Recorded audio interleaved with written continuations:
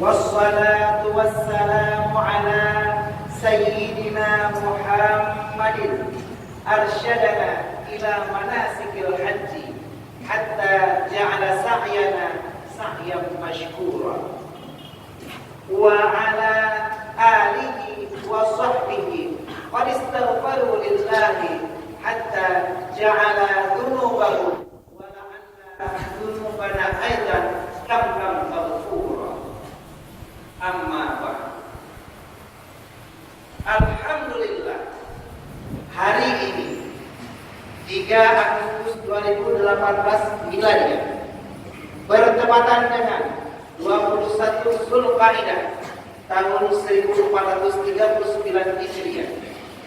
Kloter pertama Aceh 01 BTJ hari ini masuk asrama haji dan insya Allah besok akan take off menuju King Abdul Aziz di Jeddah. Mereka semua memandangkan talbiyah, labbaik Allahumma labbaik, labbaik la syarika laka labbaik, innal hamda wan ni'mata laka wal mulk la syarika lak. Kami penuhi panggilan-Mu ya Allah. Salawat beriring salam akan selalu kita sajikan dan kita hadiahkan kepada baginda Rasulullah yang sejak kakek beliau Nabi Ibrahim Khalilullah telah memanggil kita semua untuk menunaikan ibadah suci ke Mekah di Baitullah. Wa anzir fil nas bil hajj ya'tuka rijalan wa 'ala kulli dhamir ya'tina min kulli fajjin 'amiq. Panggillah manusia-manusia untuk menunaikan ibadah haji. Maka saksikan oleh bahwa mereka semua akan datang dengan berjalan kaki. Mereka juga akan datang dengan mengendarai keledai yang kurus, serta datang dari pelosok negeri, termasuk dari Lusmame, kota yang kita cintai. Jamaah haji kloter Lusmame tahun ini berjumlah 190 orang. 42 orang berada di kloter 7 yang akan berangkat tanggal 8 dan 148 orang berada di kloter 10 yang berangkat tanggal 11. Sebelum mereka berangkat ke tanah suci, mereka mengadakan walimatus safar, dan inilah yang merupakan sunnah dari Rasulullah Sallallahu Alaihi Wasallam. Sunnah ini diikuti oleh keluarga dan sahabatnya sekalian. Kita ketahui bersama, setelah wafatnya Rasulullah, maka para sahabat berpindah. Ada yang pindah ke Kufah, Irak. Ada yang pindah ke Darul Bayda, Maroko. Ada yang pindah ke Mesir. Dan ada juga yang pindah ke San'a, Yaman. Akan tetapi semua mereka apabila mendengar ada salah seorang sahabat yang tidak berangkat menunaikan ibadah haji, mereka semua datang berbondong-bondong untuk meminta 2 perkara. Yang pertama, sampaikan salam di makam baginda Rasulullah, dan yang kedua, tolong doakan agar meninggal dalam keadaan husnul khatimah. Karena berapapun banyak amal ibadah kita, apabila ditutup dengan su'ul khatimah, maka semua akan menjadi tidak berguna.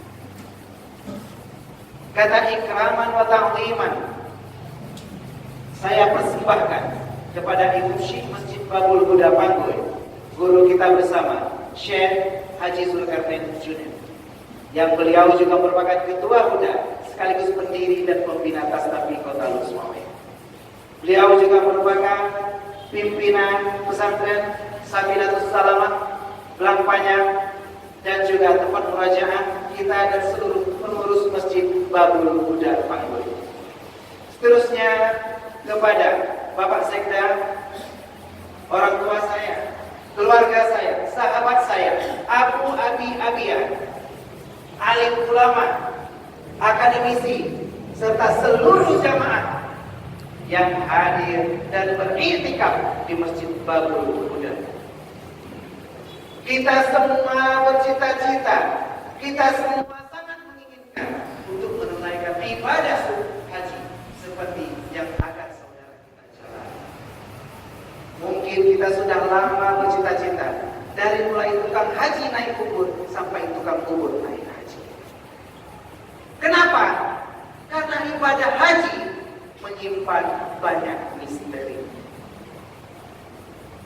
Kalimat haji itu sendiri menurut etimologi dan morfologi bahasa Arab terdiri dari 3 huruf, yaitu ha, jim, dan jim. Di mana ha bermakna hayat atau kehidupan, jim bermakna junnah atau perisai dari api neraka, sedangkan jim yang ketiga adalah jannah atau surga. Dalam 15 menit ke depan akan kita coba gali ketiga misteri yang terkandung dalam kata haji. Mari kita persiapkan cangkul kita bersama. Ma'asyiral muslimin wa zumratal mu'minin rahimakumullah. Ha yang pertama adalah hayat atau kehidupan. Haji adalah ibadah yang merupakan miniatur dari kehidupan,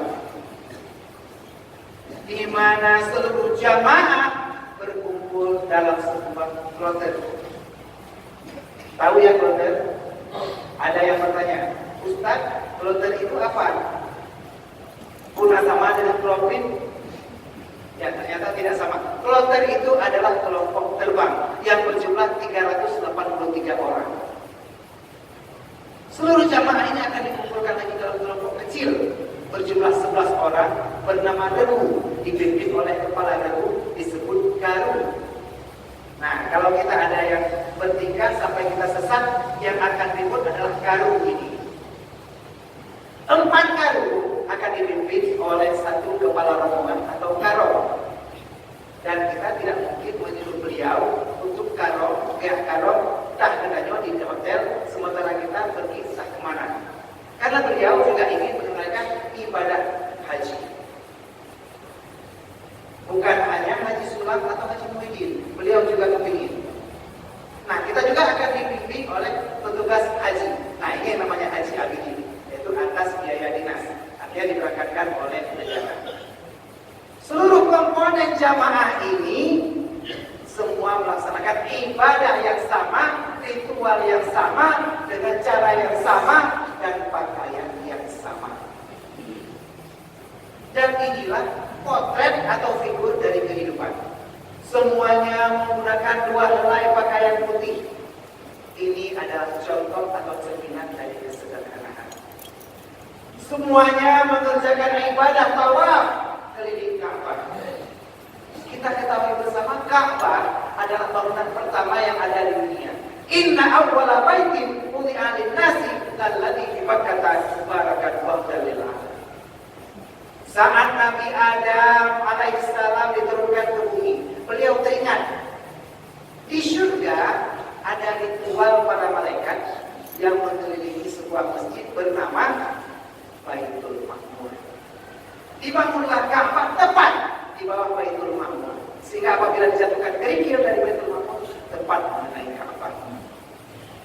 Para jamaah yang melaksanakan tawaf berarti juga melaksanakan ibadah seperti ibadahnya para malaikat, dan juga seperti gerakan planet yang mengitari matahari sebagai poros daripada makhluk ciptaan. Tawaf ini mengelilingi Ka'bah sebagai bangunan yang kosong. Artinya apa? Kita harus hidup dengan hati yang ikhlas dan kosong. Harta, jabatan, keluarga, anak, istri, kita harus genggam di tangan kita. Sedangkan hati kita hanya milik Allah Subhanahu wa ta'ala. Ada lagi kita melakukan ibadah sa'i. Sa'i adalah cerminan bagaimana kita mencari rezeki di muka bumi. Kita dianjurkan untuk mencari rezeki bukan hanya berpangku tangan. Bagaimana Siti Siti Hajar, seorang wanita yang lemah, berlari-lari kecil dari Safa ke Marwah yang jaraknya 405 meter kali 7, 2835 meter, hanya untuk mencari rezeki. Dengan usaha yang kita lakukan, maka zam-zam atau rezeki akan mengalir dari arah yang tidak kita duga. Kita melakukan ibadah wukuf di Arafah untuk apa? Untuk tahu siapa kita, dari mana kita berasal, dan untuk apa kita semua diciptakan oleh Allah Ta'ala. Kita melakukan ibadah melempar jumrah. Artinya apa? Kita harus selalu membasmi syaitan yang mengganggu dalam kehidupan. Inilah perjalanan kita di tanah suci, seperti perjalanan kita dalam kehidupan, sehingga adalah simbol daripada kehidupan yang kita jalani. Terkadang haji juga menjadi barometer dan parameter dari status sosial seseorang. Terkadang orang yang sudah berangkat haji, kalau dulu ada undangan boleh melalui SMS dengan tidak mengurangi rasa hormat. Sekarang ada undangan pun datang, kalau lupa ditulis titel haji, maka mungkin tidak mau datang. Bapak-bapak sekalian, tolong, saya bukan ingin dihormati, tapi capek pergi ke haji. Tolong hormati saya. Katanya jangan dihormati, tidak perlu dihormati, tapi pengen dihormati. Ada Pak Haji yang kalau tidak dipanggil Pak Haji maka akan marah. Padahal baru sekali naik haji. Kita saja yang tiap hari naik Honda tidak bisa dipanggil Pak Honda. Bayangkan bagaimana haji mempengaruhi sebuah kehidupan. Yang kedua, adu kedua asal surga Allah, yaitu Junnah. Haji merupakan perisai dari api neraka. Mengapa? Karena Rasulullah SAW bersabda, haji akan menghapus dosa-dosa yang pernah kita lakukan. Dalam sebuah hadis sahih Rasulullah SAW mengatakan, man hajja lillah, barang siapa yang berhaji karena Allah.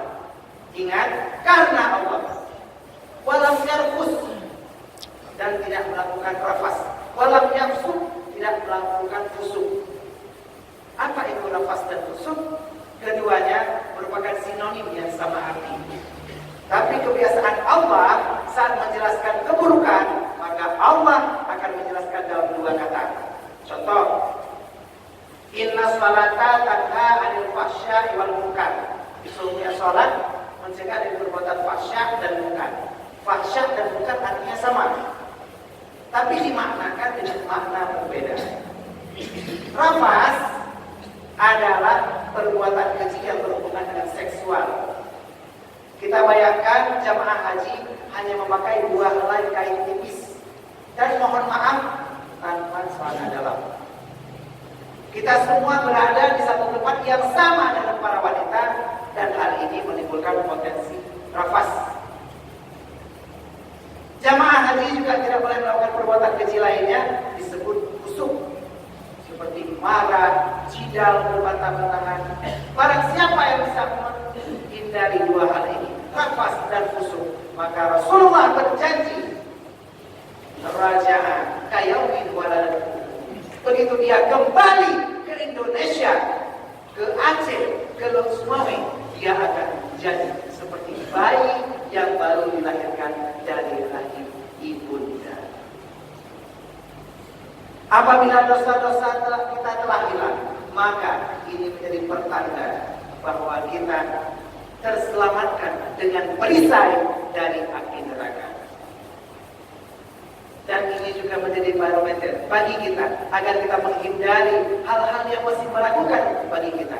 Dah mayanibu ila malayanibu. Tinggalkan yang meragukan bagi kita. Seperti kemarin ada cerita tentang vaksin rubella yang belum jelas status halalnya. Nah, ini yang harus kita perhatikan agar kita mendapatkan junnah atau perisai dari api neraka. Kaum ayat kedua asal surga Allah. Yang terakhir, jim yang bertasydid dengan jim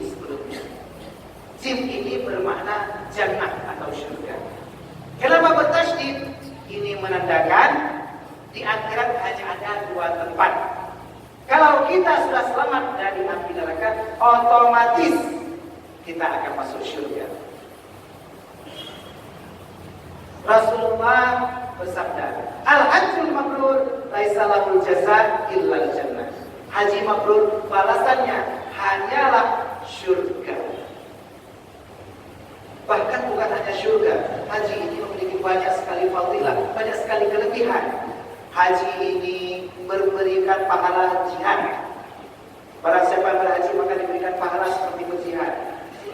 Haji ini bagi siapa yang melaksanakan maka semua uang yang dikeluarkan diberikan pahala infak dan Allah akan menggantikan.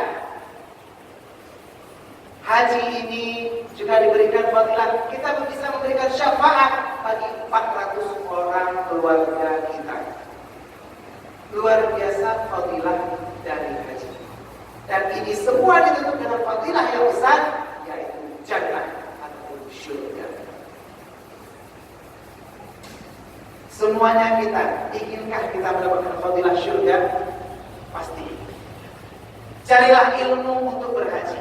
Kami dari Tastafilus Maui mengadakan pengajian setiap hari Jumat sore pukul 4 di RRI Pro 295,2 FM yang dapat diakses melalui Android dan Play. Nanti sore kebetulan temanya tahun ini antar jamaah haji, tahun depan bisa ke tanah suci. Ikuti pengajiannya dan tanyakan bagaimana caranya. Apabila masih kurang puas, bisa ikuti pengajian Tastafi. Di mana? Malam Sabtu, nanti malam, setiap malam Sabtu itu di Masjid Al-Falah Keriajian Ba'da Maghrib dan Ba'da Isya di Naya Salam. Kita akan pelajari trik-trik bagaimana kita semua bisa berangkat cepat ke tanah suci. Oh Ustaz Muhammad, saya tak punya uang. Ternyata Allah tidak memanggil yang mampu, tapi Allah memanggil orang yang yakin dan rindu.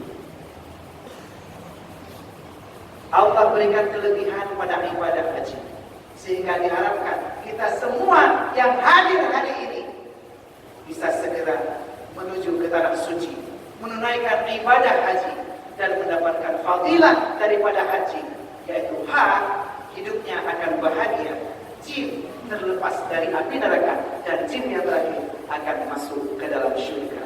Amin ya rabbal alamin. Alhamdulillah. Alhamdulillah.